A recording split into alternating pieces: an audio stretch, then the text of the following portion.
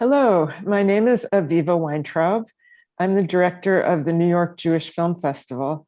I'm based at the Jewish Museum, and the festival is brought to you by the Jewish Museum and Film at Lincoln Center annually in January. And I'm very excited today to be speaking with filmmaker Keren Ben Rafael, whose wonderful film, The End of Love, is going to be in the 2022 New York Jewish Film Festival. Keren, thank you so much for taking the time to speak with me today. Sure, I'm very glad to be here with you. So the first question that I think will be on everyone's mind about your film is, how did you predict the future? How did you know that we were going to be living life on Zoom or Skype? You made the film in 2019, right? Yeah, well, we didn't predict the future in that way, of course. It's just a story that comes from some personal experience. But it's true that until we made the film, when it came out, it was quite amazing to see the reactions of the public that actually could identify with the film, I think, much more. I think it's one of these few things that got, that had a positive reaction from this COVID period. Yeah. Yeah, because the film really could find so much more people that reacted to it thanks to this period. And I think even though a lot of people used to Zoom or Skype before, I think it's true that this period really made it like something so common, and there were so many couples and families that were torn apart, and so many grandparents that spoke with their with their kids and with their grandchildren like that. So everyone could kind of understand the implications of this and what it means to live like this, right, as a family. And did you have any screenings at all before the pandemic, or did it really start to launch in, I don't know, March of 2020? Yeah, I had a second of doubt, but yes, the film actually showed for the first time in the Venice Film Festival. It was made as part of a program of the Biennale of Venice. So it was shown there on September 19, I think it was. And it did go to a few festivals before, so I did it was nice because I could like travel with it a bit, and it won some prizes and all that. And then as we all know, the world kind of changed in a second. And for example, the film was supposed to go out in cinemas in France April, and we had to postpone. And it did go out finally a few months later, and it was quite amazing to see first of all, as I said, the reactions of people, but also I came from Israel, where the cinemas were closed for 1 year, which is a long time. Yes. And in France, they actually, well, you know how culture in France is, the best. So actually, the cinemas were closed for a much shorter period, but still people were like looking for this, for going to cinemas and looking for these meetings with me, with other directors. And you felt how, they were really, there was a hunger for this after that first period of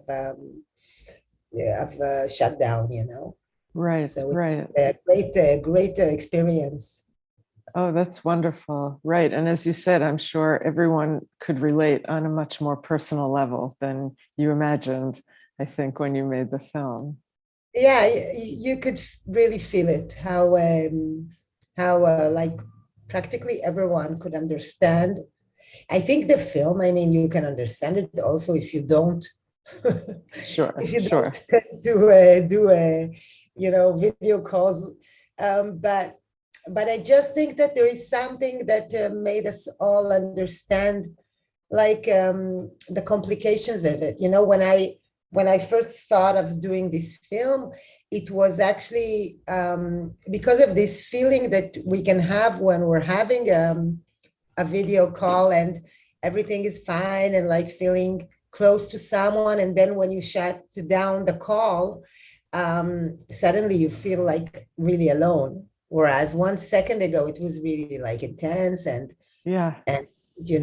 intimate, and suddenly so fast. I mean, you can just feel this solitude, and this was one of the things that pushed me to explore these relations.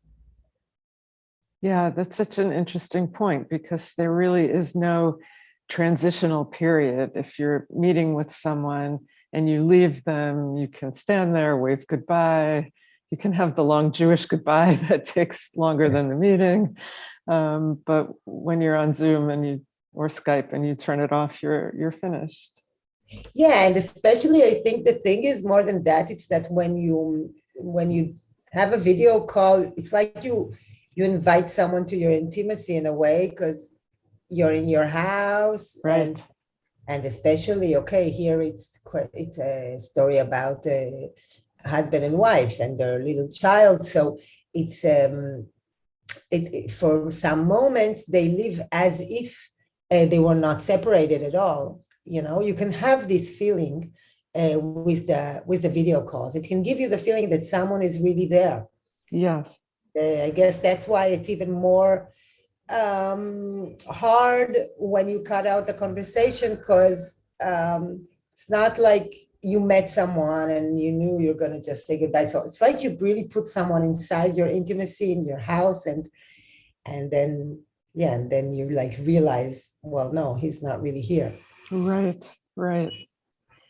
And how did you film? Where was it shot? I mean, it takes place right in Israel and France, but where did you actually film? Well, the thing is actually that because I guess what is unique about this film is that it is filmed only from the point of view of the video camera, like of the computer.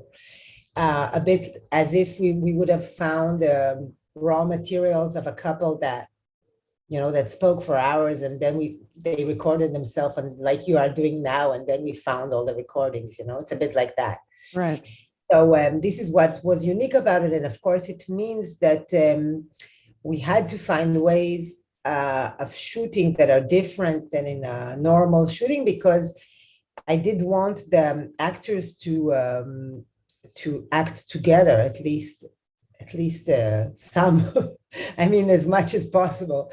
So we thought quite a lot about how to do this, and then what we actually did is we filmed the first week of shooting was in the French apartment, and we have constructed, like not constructed, but like worked on one of the rooms to become the room in Israel. So in this way, we could actually have maybe 10 or 12 scenes where they were acting together. They were filmed in the same time. We had 2 cameras, some kind of a system that imitates a video call. They could see each other on a very small screen, and they had how to say earbuds or headphones. Yeah. Very small ones that you can't see. And in that way, I could watch both of them on a screen. And they could like really, react to each other. Because all the rest of the shooting, almost all of it was actually, not filmed like that. It was, they were alone, and they either had a playback, or a lot of times they had nothing. It really depended on what I felt was the best for that scene. And sometimes they just played, they acted without having another person. It can happen in classic cinema as well, in the sense that, sometimes you have a shot which will be on one person, and the other person will just give the lines.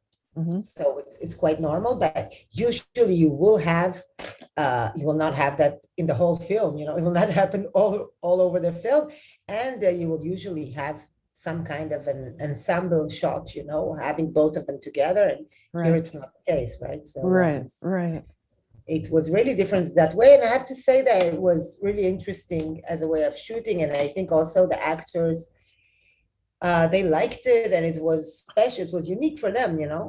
It was something that they're not used to, and that I think brought new possibilities for them as well. Oh, that's great. Yes, let's talk about the actors for a moment. I'll say that in the New York Jewish Film Festival, we've shown films both with Judith Chemla. Chemla. Chemla. We showed My Polish Honeymoon a couple of years ago, and we also showed a film with Arieh Worthalter called Razia, which was a beautiful film from a number of years ago. So shout out to them. Yes, can you tell us more about how you worked with them, how you prepared them? Um, First of all, the thing in this film is that I had quite a hard time finding the actor that will play like the Israeli guy, because I needed someone that will speak French. And since the film was really produced more in France than in Israel, we wanted, in France they don't put French subtitles when it's French speaking. In Israel, they always do that. So it had to be good French, right? Yeah. That like made it. I had maybe 2 or 3 actors in that age in Israel that can speak French, and then someone told me about Arieh, which I discovered in the film called Girl, that was very successful at the time, and I mean I knew immediately that this will be perfect, and I was really happy that he loved the script and was all into it. And what was quite funny is that when we did the first kind of test between him and Judith, I was in Tel Aviv, he was in Brussels, he's Belgian, and she was in Paris. So the first time we met, we were like on a video call. Wow. And I after a while I kind of like stepped out, like I put myself without a video camera, and then they could stay only both of them. And as I said before, each one was in their own house, so in a very intimate situation. And they did one scene, and it was crazy to see this. Like it was like it worked immediately, but also it was like really interesting to be in my position of like being there, not being there, And when I came back and put back the video, I felt like I was intruding them, I was like, what are you doing here? It felt very strange. So it started off really good. And afterwards, when we physically met and we had some rehearsals, we realized it works good when we have the screen between them. What I mean is that when we tried, even just for the rehearsal, to have them one next to each other, it didn't work. It's like they needed Really? yeah. I mean, there was actually the first scene of the film, which is a very special one, I think, in the sense that you don't really know yet where you are and all that. Right. I thought in the beginning to film them in the same space, and it didn't work. Something, was missing. There was something about this, the fact to have this kind of separation of the of the screen. Wow. What was important, it was part of it's kind of like the documentary part of this film, I think, in a way, because it was part of what I wanted to have as an effect, but it was also part really of like the way we worked together. That's so interesting. Yeah, well, I don't want to reveal, but you did a very clever thing with the pillowcases, right? Am I right about that? Yeah. So, and working with them, did you stick very closely to the original script, or were there any modifications as you went along, or was there any spontaneous Actually, it speaking? was no, it was actually quite close to the script. It's funny because you know how sometimes a script can take years to write. That's what I lived in my first with my first feature film. This one was written really fast, like crazily fast. We wrote it with the scriptwriter. We write together. We wrote it in like 2-3 weeks. Wow. So like really crazy. It was because we were part of this program where we had to make the film in less than a year. So everything was really fast. But script-wise, this is like really crazy to write. But actually, I think there was something that was strong in the script. And yeah, of course, there were many changes, of course, but really most of it is very, very close to the script. And I think what was really interesting here is that when we were working on the script, we already knew that this is the way I want to film. So there was already this kind of need to find ways how to tell the story without ever separating from these video calls. I mean, you want to tell not only the story, but also their backgrounds, their family, right. The world around. And this was like the real, how do you say, défi? Like the real question, how we will be able, to get all this world inside what it seems to be only 2 small screens, Right. And since we were really working this from the beginning, I think we had ideas that were also scenaristic ideas, but also ideas that I had of how to film it. Of course, later on, we continued to work it together with the DP and all that, and finding like ways to make this still interesting and not, and like finding ways to make it feel cinematic as well. Because the idea was not to show a video call with all its like bad moments, right. Even though it's getting better right now. We don't have any internet problems, but I do remember the days where, you would have a call and you would see everyone like half blurry and you could hardly hear and all that. So the idea was not at all to go there towards that, but to kind of like make this video call become a language of filming, so to keep this kind of strong idea to only film through, of course, it's not really filmed with a computer, but only filmed through the camera of the video call, but then to sometimes to push it more towards, shots that feel a bit strange, and maybe sometimes the camera is down here or up there or whatever. Right. And in other times to try to push it towards something more cinematography and more like playing either with backgrounds, mirrors, colors or windows or whatever we could, Right. No, I think you did a great job. The scenes with the families are amazing. Both Yuval's family, like particularly the Shabbat dinner, and Julie's family, the birthday party. In a very economic way, you convey so much about the characters and their relationships. Can you talk about what it was like to film the birthday party, for example? Oh, the birthday party, it was quite crazy, actually. This was one of the scenes that it took a very long time to get this scene. I don't remember how much takes we did, but it was quite a lot.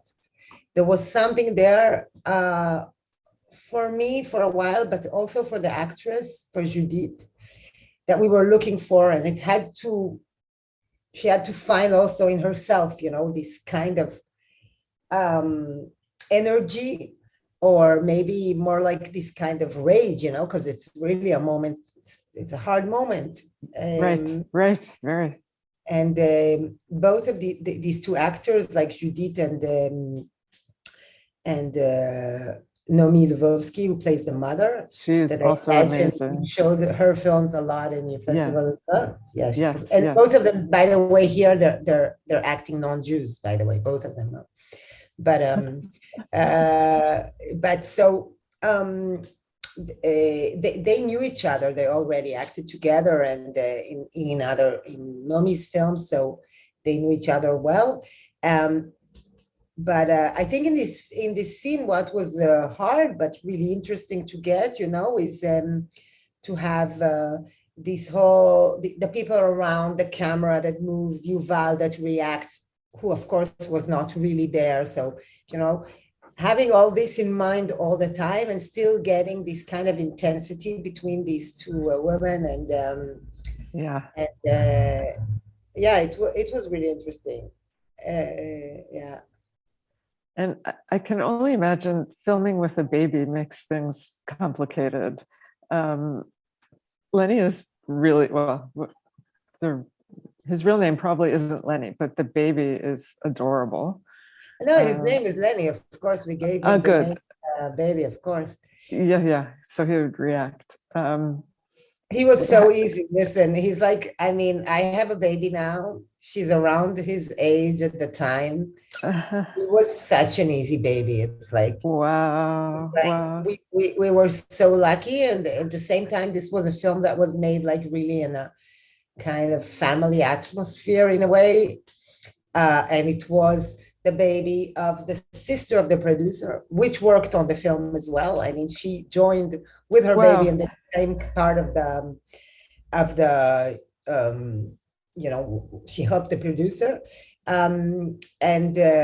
It was really, it's like a baby of the dreams, it's like the baby that, what the hardest thing was, like, how will I make him cry in the scene that he has to cry? Right. That was like, and it was heartbreaking to have to make him cry, but all the rest, it was like really cool. Really cool. And nice. And otherwise, of course, there is stuff that when you write things with babies, you can't expect to have everything exactly as you write it. And I think that is also what's interesting about it. There were some scenes that I knew exactly what I wanted. I knew I wanted it that way, like the scene where he has to cry because he's sick, or like one of the ending scene.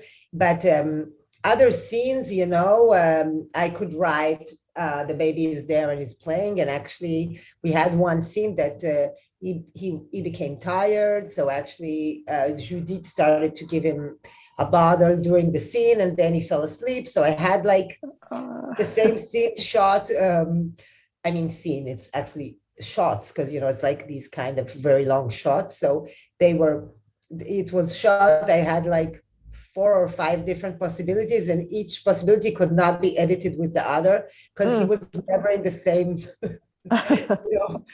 He was completely passing different phases of baby, between eating, a bit crying, and then sleeping, and then, so you have to be ready for these surprises when you work with babies, Right. And, for the scenes that I knew what I wanted, we gave it time, and, we fought to get, like, we just like did everything to get what we needed. And of course, the fact that he was surrounded by really good actors, it's very helpful as well, because they don't stay around with whatever he did, Right. Oh, that's great. It sounds like it was a very nice atmosphere on the set when you were making the film. Yeah, I think low budget films and those that you shoot really fast, and that, like everyone has to be a bit part of. It was a very, very small team, because the apartment was like really small. We couldn't, it was a low budget, so we didn't have a lot of money to pay anyway, but we couldn't have more people. It's like we were really very small team. Mhm. And that makes, each one like really part of like the making of everything in a way. Yeah, yeah, Yeah, which was really nice. Yeah. great. Well, before I let you go, is there anything you're working on now? Yeah, I'm rewriting a script now, hopefully to shoot in a few months. It's a story of, let's say, how to say it in a way without getting inside too much. I'd say it's relationships between a mother and her daughter, um, Okay, and how like they have to let go of okay, each other to be able to live in a way or die. It's an Israeli film, this one. okay. Yeah, and I also have stuff that I developed back in France, and I'm kind of like hopping in between whenever the COVID lets me. Right, Uh, right, right. Great. Wow. Well, we look forward to hearing more from you. And thank you so much for speaking with me today. Thanks a lot.